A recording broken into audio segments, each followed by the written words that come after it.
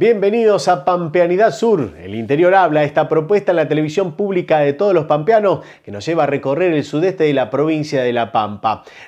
Comenzamos aquí nuestra recorrida en la localidad de Macachín porque allí el jueves se realizó un conversatorio sobre sequías e inundaciones en el territorio pampeano organizado por Macachín Municipio, la Universidad Nacional de La Pampa en el territorio y también la Asamblea por los Ríos Pampeanos. El disertante fue el profesor en Historia y Geografía Raúl Hernández, que también fue parte de la Administración Provincial del Agua entre los años 1978 y 1991. Con él, el primer diálogo en este comienzo de Pampeanidad Sur. En principio, la idea es hablar de temas ambientales que han afectado a La Pampa en distintos sitios, en distintos momentos, pero dos de ellos son los más impactantes, que son las sequías y las inundaciones. Entonces, acá lo que estamos viendo es una especie de repaso histórico de los momentos más destacados de las grandes inundaciones y de las grandes sequías. Acá, sobre todo en esta región, ¿no es cierto?, se notó muchísimo la sequía de los años 30, debido al gran despoblamiento que se produjo, a la cantidad de gente que perdió los campos porque el banco no era tolerante como era ahora, remataba y chao, y la gente se tenía que ir. Incluso algunos de la colectividad alemana del Volga se fueron al Chaco, ¿no? Así que se perdió muchísima gente. Y el otro tema, que son las inundaciones recurrentes que han ocurrido sobre todo en el noreste, aunque a ustedes acá también les tocó, ¿no es cierto?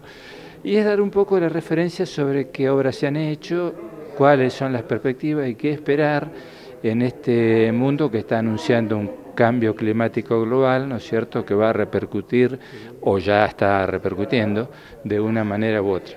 Entonces eso es más o menos en apretada síntesis la charla de hoy. Bueno, los registros de estas inclemencias y de estos fenómenos, ¿desde cuándo se tienen? En lo que atañe a las precipitaciones, lamentablemente arrancan en 1921, que son los datos que se recopilaban en las estaciones de ferrocarril. Las estaciones eran las, digamos, encargadas de llevar ese registro, y cuando se produce la provincialización y a su vez el cierre de algunos ramales, pasó a hacerse cargo la policía de la provincia. Hoy en día se han agregado nuevos sitios de registro, sobre todo en el oeste, donde no había ningún tipo de dato. Ahí recién arrancan los primeros datos para 1963, 64. Y bueno, ahora a partir, ¿no es cierto?, de estas estaciones automáticas y eso que se van poniendo, que es una cosa mucho más sencilla que lo que era antes, vamos obteniendo mucha más información. Pero en lo que atañe a lluvia era muy difícil poder merituar así cuáles eran los valores medios, cuáles los extraordinarios, la recurrencia, toda una serie de problemas que había con eso. Y en lo que atañe a la parte climática, los registros de vientos y también de otros elementos, como puede ser la humedad, como puede ser también la interfase entre ellos, nos llevan a que pasaran estas cosas. O sea, sabíamos de la presencia de vientos, sabíamos de la velocidad de los vientos, pero también los datos que había no eran de certeza total.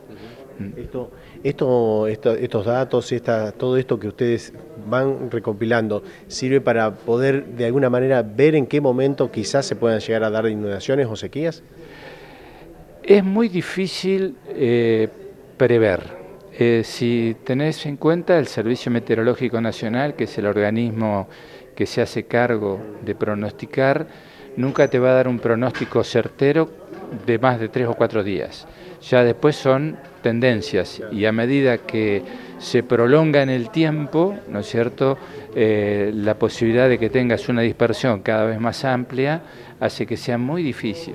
Sí hay tendencias que tienen que ver, por ejemplo, con el calentamiento de los océanos, el movimiento de las masas de aire, el movimiento del niño, de la niña, de la oscilación sur. Todo eso son componentes que a vos te permiten decir, bueno, acá pinta para que este año tengamos un año rico, un año pobre o un año neutro. Pero siempre tenés un margen muy grande de error.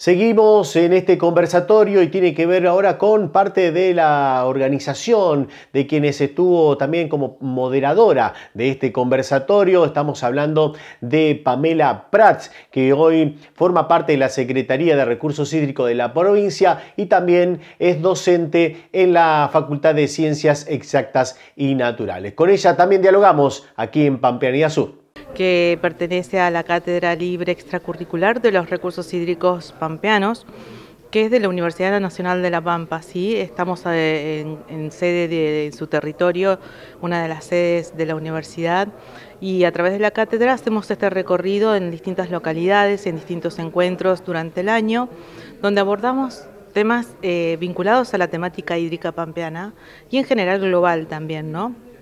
Entonces, hoy estamos acá presentes con esta temática. Como invitado especial se encuentra el profesor Raúl Hernández, que es un historiador, geógrafo, ha sido director de investigación hídrica en la provincia de La Pampa, docente universitario con una gran trayectoria en estas temáticas de historia e hidrología en general en nuestro territorio, y hoy nos va a relatar un poquito sobre historias de sequía e inundaciones en nuestra provincia. Bien. Bueno, esto nos contaba, bueno, tiene que ver con charlar un poco sobre la sequía y las inundaciones. Son dos fenómenos extremos que por ahí afectan mucho a la población y demás, ¿no? Exactamente, sí, son situaciones que a veces acontecen, dependen de los ciclos hidrológicos, de mayores precipitaciones o épocas de menores precipitaciones vinculadas a la sequía, con ciclos que son intermitentes en general, y bueno, que tienen que ver con situaciones en general naturales y otras que están siendo mucho más visibles y extremas en presencia de estado que escuchamos normalmente ahora, que es la cuestión del cambio climático.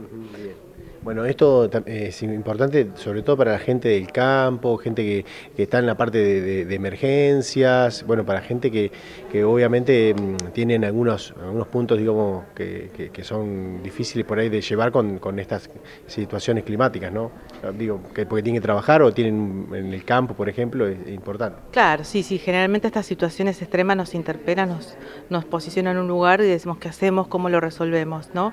Lo que vamos a hacer hoy es simplemente hablar en un lenguaje común, en temas que son a veces que tienen una mirada a veces muy académica, y es hablarlo de una manera mucho más amigable para que todos podamos contar nuestras propias historias, ver cómo lo abordamos, qué nos sucede localmente en la región cuando nos enfrentemos a estas situaciones o de sequías o de inundaciones, y bueno, y cómo nos vinculamos entre los distintos actores sociales, digamos, de la comunidad ante estas situaciones. Por ejemplo, también lo interesante de estos encuentros, como digo, es que todos podemos contar nuestras versiones, nuestras historias, ver qué pasa en nuestro territorio, y bueno, y así conocer un poquito de nuestra realidad pampeana.